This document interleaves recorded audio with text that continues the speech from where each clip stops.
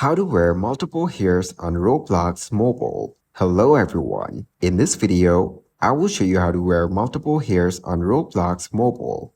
First, you have to open Roblox on your iPhone and log in to your Roblox account.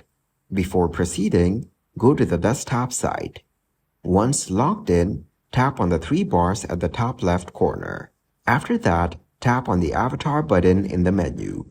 This will open the avatar editor. Then, tap on the head and body option. Next, tap on hair. Simply tap on the hair you want to add. After that, it will be highlighted or displayed on your character in the avatar editor. So, select the hair and tap on Copy Link.